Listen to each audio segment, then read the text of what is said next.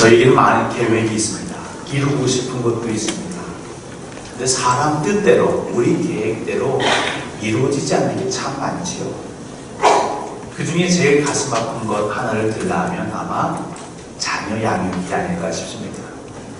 잘 키우고 싶습니다. 반듯하게 또 번듯하게 자녀를 양육하고 싶습니다.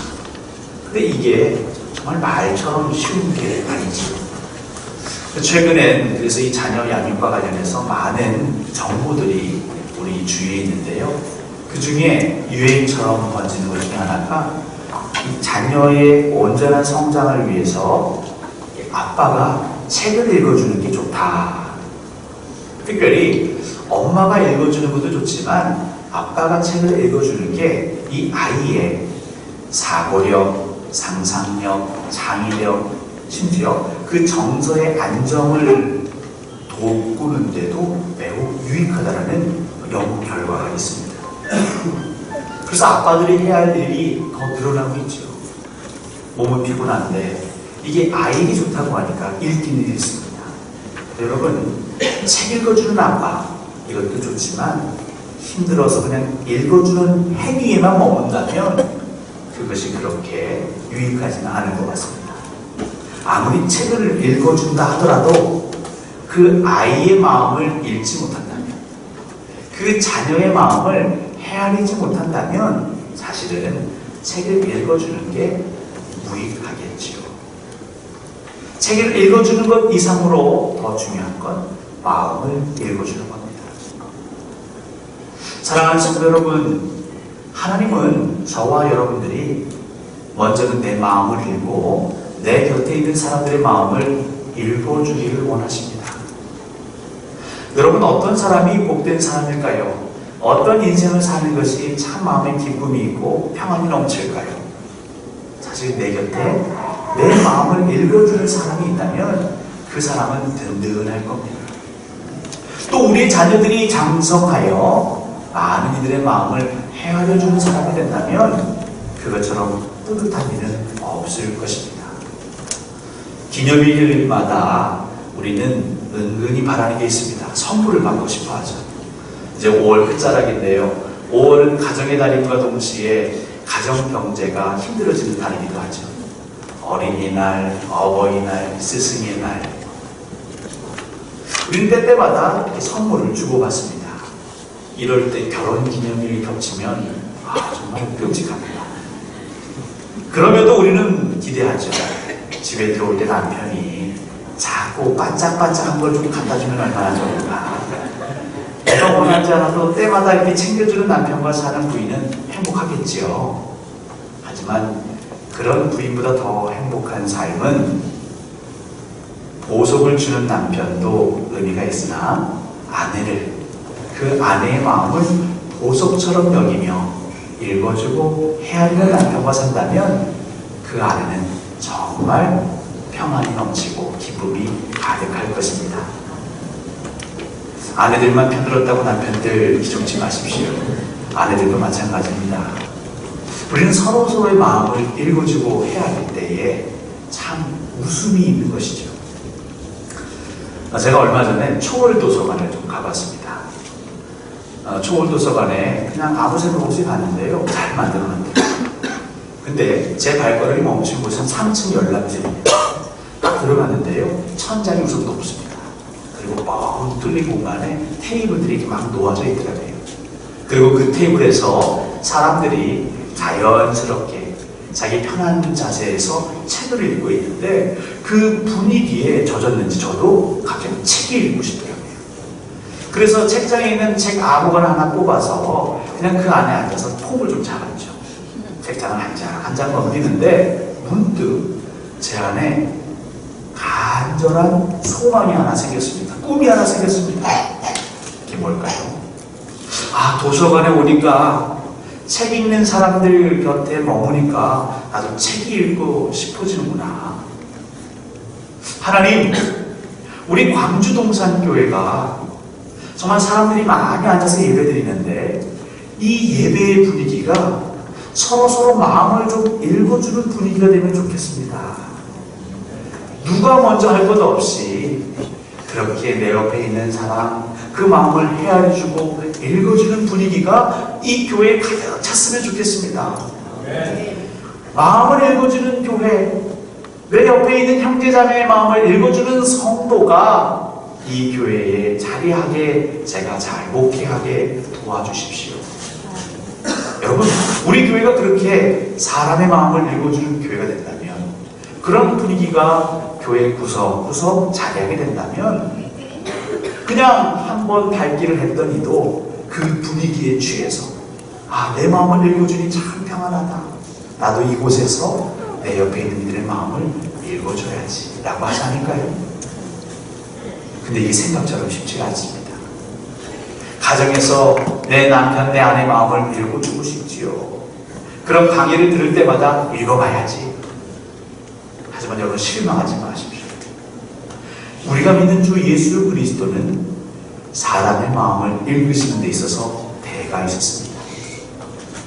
그리고 우리는 그리스도인이기에 우리가 부족할지라도 우리 하나님께 간절히 기도하면 저와 여러분 안에 하는 그런 은사 주실 줄 믿습니다.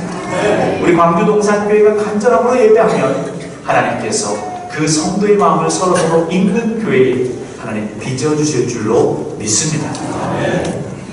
예수님이 가시는 곳마다 사람들이 몰렸습니다. 군중들이 진짜 구름대, 벌떼처럼 몰려들었습니다.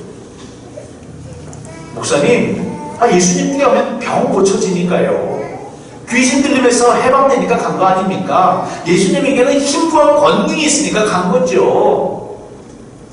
물론 그렇게 생각할 수도 있지만 여러분, 단순히 힘과 권능이 있다고 해서 사람들이 몰리진 않습니다. 당시에도 그랬고 오늘날도 그렇고 힘과 권능과 능력을 가진 자들은 많이 있습니다.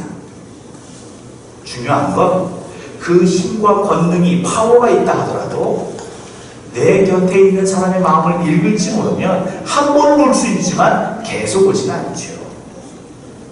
예수님은 병약하고 연약하고 외롭고 갈데 없는 자들, 그들에게 나음과 회복도 주셨지만 먼저 그들의 마음을 읽어주신 겁니다. 오늘 예배하는 여러분들 가운데에 우리 주 예수 그리스도의 영이 임하셔서 여러분의 마음을 읽으실 겁니다. 여러분의 마음을 하나님께 여시기를 간절히 소원합니다. 오늘도 주님은 한 사람을 찾아가십니다. 그는 38년 된 병자입니다. 그는 지금 어디 있냐면 예루살렘 그 성읍으로 들어가는 데에 여러 문이 있는데 그 중에 양문, 양떼들이 들락날락하는 문이죠. 그 양문 곁에 있는 연못, 그곳을 베데스다라고 불렀습니다. 여러분, 이스라엘 백성들에게는요, 이 베데스다에 대한 신앙이 있었습니다. 이 베데스다에 대한 신념이 있었습니다. 그들이 믿고 바라는 게 있었습니다. 그 두 가지인데요. 오늘 성경이 기록된 대로 보자면 첫 번째는 이 베데스다 연못에 천사가 가끔 내려오는데 그 천사로 인하여 물이 움직일 때가 있다. 이거를 분명히 믿었습니다. 이걸 의심하지 않았고요. 두 번째, 그 물이 움직일 때에 그 연못에 먼저 들어가는 사람은 어떤 병에 걸렸든지 나음을 입는다. 이러한 확고한 믿음이 있었습니다. 여러분, 믿음, 신령, 신앙, 이것은 좋은 것이죠. 하지만 자칫 잘못하면 이게 독이 되기도 합니다. 이스라엘 백성들은 이 베데스다에 대한 신념, 신앙이 있었습니다. 여러분, 베데스다는 이것이 히브리어인데 이 히브리어는 사실 아람어를 소리나는 대로 바꾼 겁니다. 베티스다라는 아람어를 히브리식으로 베데스다라고 읽은 거죠. 그럼 이 베티스다라는 단어의 뜻은 무엇이냐? 자비의 집이라는 뜻입니다. 이스라엘 백성들이 이 베데스다에 대해서 신앙을 갖고 모이기 시작했는데요. 그 신앙 때문에 아이러니한 일이 벌어집니다. 모순되는 일이 벌어집니다. 이 자비의 집이 자비의 집이 아니라 살벌한 집으로 바뀌어버렸습니다. 여러분, 자비라는 게 무엇입니까? 인애, 사랑, 은혜라는 말로 우리가 바꿀 수 있겠는데요. 그것은 아끼고 서로 돌보는 것, 이것을 자비라고 할 수 있겠습니다.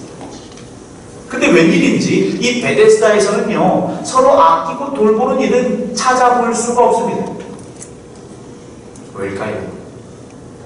이 베데스다, 여기에 온 사람들은 누가 왔습니까? 멀쩡한 사람밖에 아닙니다. 아픈 사람, 병든 사람, 괴로움 있는 사람. 특별히 안 써본 방법이 없습니다. 용하다고 하는 병원도 가보고, 괜찮다는 민간 용어도 써보고, 또 기도의 은사가 있다고 하는 스승들도 좀 찾아가보고, 예배도 좀 해보고, 그런데도 불구하고 낫지 못한 자. 그래서 마지막 희망으로, 소망으로 이곳에 하나들 모인 것이죠. 근데 그 모인 수가 굉장합니다. 행각이 5이 있는데 그 5을 꽉 채우고 남습니다. 그리고 여기는 어떤 사람들이 모였냐면요, 맹인, 또 다리 저는 자, 혈기 마른 자, 혈기 마른 자를 다른 성경에서는 중풍병자로 옮기고 있습니다. 암과 질병 있는 사람, 정형외과 질병 있는 사람, 신경외과 질병 있는 사람, 아마 다 기술을 하지 않았지만 종합병원 같았을 겁니다. 그러니까 그들이 말하는 건 무엇이냐면 병 낫는 것이죠. 회복되는 것입니다. 근데 여기에 함정이 있죠. 모든 사람이 병이 낫는 게 아니고요, 물이 움직일 때 한 사람, 먼저 들어가는 한 사람만 병이 낫습니다. 그럼 나머지는요, 구경하고 있어요. 아이고, 우리 형씨가 아프니까 먼저 들어가세요. 저는 좀 병이 경하니까 나중에 들어갈게요. 그런 환자 제가 본 적이 없습니다. 여러분, 사람이 아프면요, 다른 사람은 모르겠어요. 내가 제일 아픕니다. 제일 고통스럽습니다. 누구나 먼저 할 것 없이 내가 먼저 들어가야 된다고 생각하겠죠.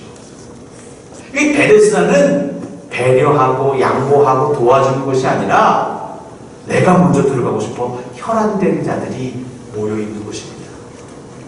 그리고 한번 물이 움직여서 누군가 들어갔습니다. 허탈해지죠, 다른 이들은. 그리고 더 힘든 건 이 물이 또 언제 움직일지 알지 못합니다. 막연한 기다림 속에서 그렇게 세월을 보내야 하는 것. 그렇게 세월이 지나가면 지나갈수록 내 옆에 있는 사람은 동료가 아닙니다. 동병상련? 그런 게 어디 있습니까? 경쟁자죠. 이 사람이 늦게 가고 내가 먼저 가야 내가 건강할 수 있는 곳. 아니, 자비의 집이라고 하는데 자비는 찾아볼 수 없는 곳. 사실 우리도 이런 삶을 살고 있죠. 화목한 가정, 서로 사랑하고 돌보는 가정. 사실 가정에 대한 이미지는 그렇습니다. 근데 막상 가정에 들어가 보면요, 그럴 때보다는 징글징글하고 그냥 미워 죽겠고, 이 인간이랑 사느니 내가 혼자 사는 게 낫겠고. 뿐만입니까? 특별히 교회는 예수님이 몸된 머리된 교회, 하나님의 집, 만민이 기도하는 집, 우리 이렇게 부르곤 하죠. 근데 이 교회에 딱 들어와 봤더니 하나님은 온데간데 없고 예수님도 보이지 않고, 성경 말씀을 인용하긴 하지만 그 하나님의 사랑도 인해도 자비도 없는 것. 오히려 시기하고 질투하고 분쟁하고 다투는 그런 모습을 볼 때가 참 많죠. 바로 우리 예수 그리스도는 그 베데스다 가운데 있는 실패와 좌절과 고통 속에 있는 그 현장으로 지금 들어오셨습니다. 그리고 한 사람을 만났는데 그가 38년 된 병자입니다. 이 병자에 대해서는 더 자세한 정보가 없지만 추측컨대 아마 이 베데스다에서 제일 심각한 병자가 아닐까 싶습니다. 가장 급하기에 예수님 먼저 오시는 거겠죠. 이 병자와 예수님이 대화를 나누시는데 사실 이 대화가 일상적인 대화는 아닙니다. 평범한 대화는 아닙니다. 뭔가 좀 이상합니다. 여러분, 성경에 좀 이상한 대목은 반드시 거기에 메시지가 담겨 있습니다. 여러분, 예수님과 병자에 대한 한번 살펴볼까요? 예수님께서 이 병자에게 다가가십니다. 물론 다가가기 전에 그 병자를 보시죠. 그리고 보시고 그 누운 것을 보시고 이 병자의 병이 오랜 줄 아셨다, 이렇게 기록하고 있습니다. 여기서 보다라는 단어, 헬라어는 에이도라는 단어인데요, 그것은 보다, 그래서 알다, 더 나아가서 경험하다라는 뜻이 있습니다. 그러니까 예수님께서 이 환자를 딱 보고 그 병을 알고 더 나아가서 얼마나 그 마음이 괴롭고 원통하고 정말 마음이 썩어 문드러져 있는지를 예수님도 느끼고 계신 거죠. 정말 살 맛이 안 나겠구나. 자, 여러분이 그 정도 되면 어떻게 하시겠습니까?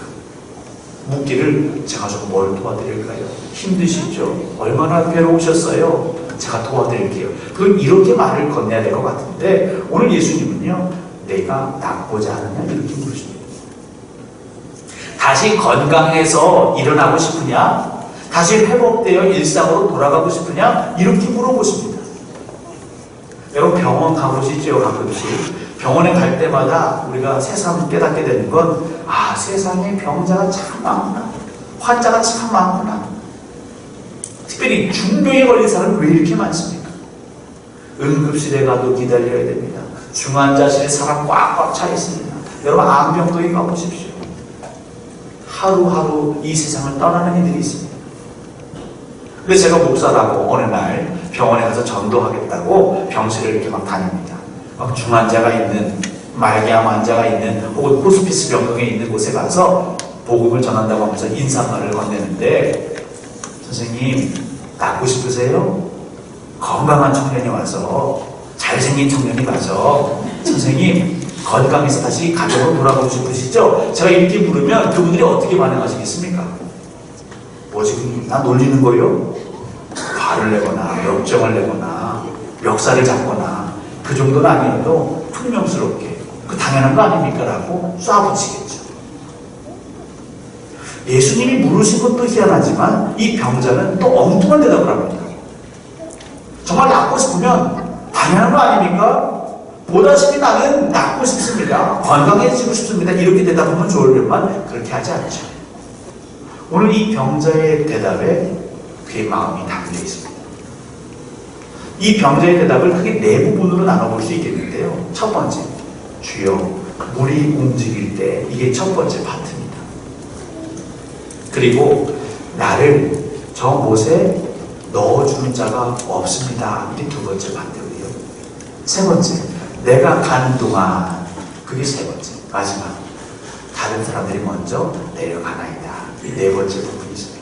이 한 부분 한 부분, 여러분 이것이 짧은 대사인 것 같지만, 짧은 대답인 것 같지만, 이 한 부분 한 부분에 이 38년 된 병자의 애원이 담겨 있습니다. 여러분 먼저 살펴보겠습니다. 물이 움직일 때, 여러분 물이 움직일 때는 어떨 때입니까? 이스라엘 백성들의 신앙, 천사가 내려왔다. 천사가 물을 움직이게 하는 때죠. 이때는 언제냐면 병자들이 회복할 수 있는 기회입니다. 저 물에 들어가기만 하면 회복할 수 있는 기회입니다. 근데 그 베데스다에 모여있는 사람은 서로 번호를 뽑고 있는 게 아니지 않습니까? 다들 내가 먼저 회복해야 된다라고 서로 그 기회를 호시탐탐 노리고 있겠죠. 이 베데스다에 모여있는 사람들의 관심은 오직 한 가지입니다. 물이 언제 움직이느냐. 내가 낫고 싶기 때문에 그 움직이는 때만 보고 있습니다. 내 옆에 어떤 사람이 있는지 관심 없습니다.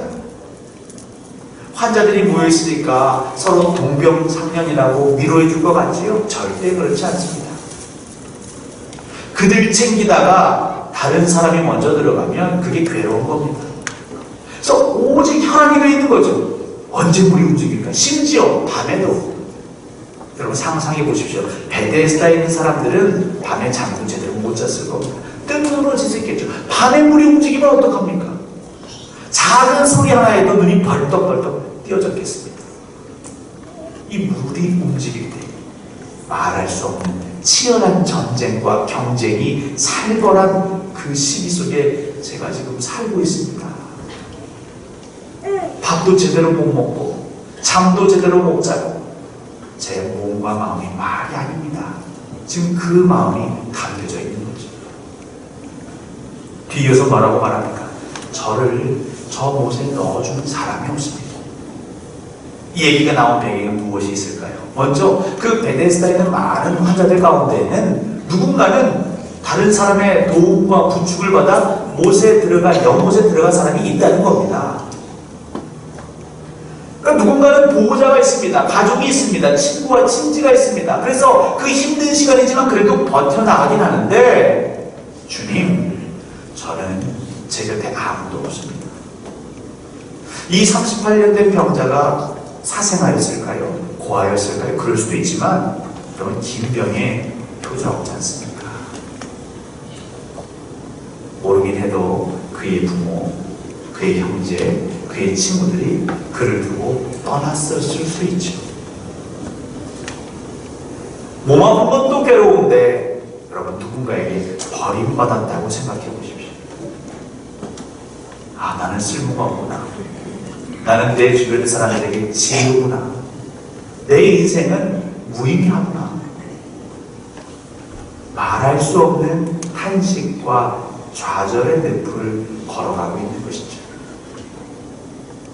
근데 그럼에도 불구하고 이 병자가 또 뭐라고 말하냐면, 제가 가는 동안에 어디를 갑니까? 물이 움직이는 걸 알고 그 연못으로 지금 가는 거죠. 모르긴 몰라도 그 몸을 질질 끌고 갔을 겁니다. 왜냐면 혼자 힘으로는 역부족이니까요. 그 안에 뭐가 있습니까? 그럼에도 불구하고 내가 억울해서라도 살아야겠다. 삶에 대한 애착이 아직 남아있는 거죠. 혹시나 그럼 내게 또 다른 기회가 주어지지 않을까? 그렇게 사력을 다해 갑니다. 근데 역시납니다. 다른 사람이 먼저 내려가나이다. 작은 신락 같은 희망과 소망을 품었는데 그것이 여지없이 짓밟히는 거죠. 여러분, 이 38년 된 병자는 왜 예수님이 묻지도 않았는데 이런 얘기를 술술 할까요?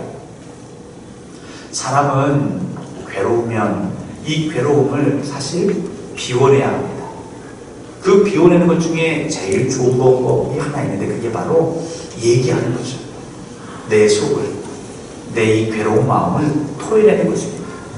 근데 이 베데스다는 오직 관심이 오직 관심이 물이 움직일 때지 내 옆에 사람의 마음에는 관심이 없습니다. 말도 못 붙이게 합니다. 말 좀 붙여보려고 하면 째려봅니다. 타박합니다. 나무랍니다. 말하고 싶어도 말할 곳이 없습니다. 말할 사람이 없습니다. 여러분, 경험해 보신 적 있습니까? 처음에는 막 말하고 싶다가도 그렇게 한 번, 두 번 말할 사람이 없고 들어주는 이가 없고 속으로 삭히다 보면 나도 이제 말할 법을 잊어버리게 됩니다. 하지만 그 고통이 사라진 건 아니죠. 그 마음에 여전히 가득한 거죠. 예수님이 딱 보시니까 이 38년 된 병자의 육신의 질병도 질병이지만 더 큰 건 마음의 질병이었던 거죠. 얘기하고 싶은데 어느 누구도 들어주지 않고, 아니면 듣다가 잘라버리고 돌아서버리고, 잘 들어주는 하다가 타박하고. 우리 중에 욥의 친구들 같은 자들이 참 많죠. 가족도 잃고 건강도 잃고 재산도 잃고 너무 괴로워서 내 삶을 좀 나누는데 잘 듣는 하다가 결론은 너 죄 지은 거 아니야? 잘못하고 있는 거 아니야? 그 마음이 더 다쳐버립니다. 예수님이 그걸 아시는 거죠.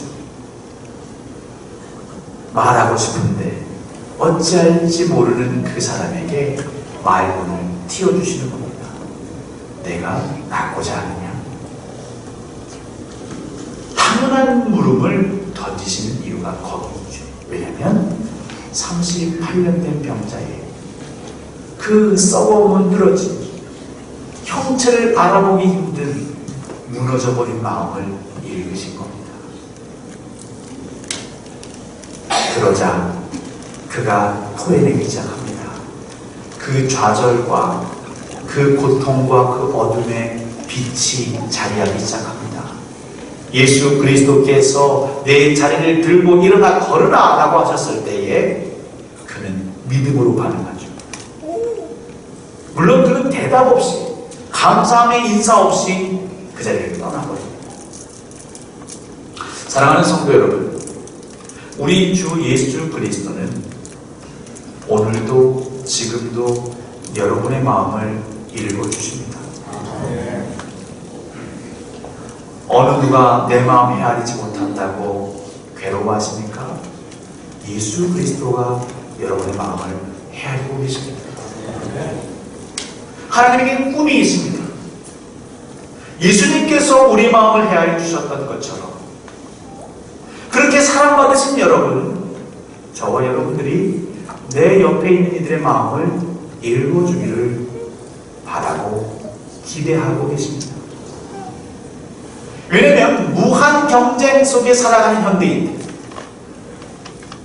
가정에서도 일터에서도 심지어 교회에서도 내 마음 편안하게 열어놓지 못하고 눈치 보고 서로 경계하는 이 무한 경쟁 속에 살아가는 우리 안에 얼마나 많은 괴로움이 있습니까? 애환이 있습니까? 이 마음을 저와 여러분이 읽어주길 원하십니다. 다 머리는 아시겠지만 다시 한번 마음에 새기십시오. 여러분, 예수님께서는 세 가지 방법을 사용하셨습니다. 먼저 살펴보셨죠. 병자가 누운 것을 보시고 그 병이 오랜 줄 아셨다. 살펴보는 겁니다. 여러분, 교회에 오시면 성도들의 얼굴도 좀 살펴보시고 움직임도 살펴보시고 그 목소리도 좀 살펴보시고 남편들은 퇴근해서 집에 돌아가시면 아내를 좀 살펴보십시오. 얼굴에 좀 이 그림자가 지워 있지 않은가. 그 다음에 뭐예요? 다가가는 거죠. 그에게 다가가서 내가 낫고자 하느냐 손 내미는 겁니다. 남편들이 퇴근하고 아내 얼굴이 조금 그렇습니다. 그럼 다가가는 거죠. 오늘 별일 없었어요? 얼굴만 봐도 알죠. 별일이 있는 거. 근데 다가가는 겁니다. 별일 없었어요? 그러면 어떻게 될까요? 아내는 기다렸다는 듯이 이렇게 얘기를 막 꺼냅니다. 아니, 별일이 있었어요가 아니라 오늘 아침에 말이야 부터 시작해서 계속 얘기를 합니다. 그러면 우리는 들어주면 되는 거죠. 그러면 상대는 내 남편이 내 마음을 읽어주는구나, 헤아려주는구나. 사랑하는 성도 여러분, 우리가 서로와 서로의 마음을 읽어주고 헤아려준다면 얼마나 우리의 삶이 더 풍요로워질까요? 풍성해질까요? 예수님께서, 하나님께서, 성령님께서 말할 수 없는 고통 속에 있는 병자에게 찾아가 그 마음을 읽어주신 것처럼 하나님의 영에 감동된 우리 광주동산교회 모든 성도들, 여러분 주변에 있는 이들의 마음을 읽어주는, 헤아려주는 그런 복된 삶 40일, 그렇게 하나님께는 영광이요 내 곁에 있는 자들에게는 기쁨과 평안을 선물로 주는 그리스도인의 삶, 거룩한 삶 40일을 우리 주 예수 그리스도 이름으로 간절히 소원하고 축원합니다.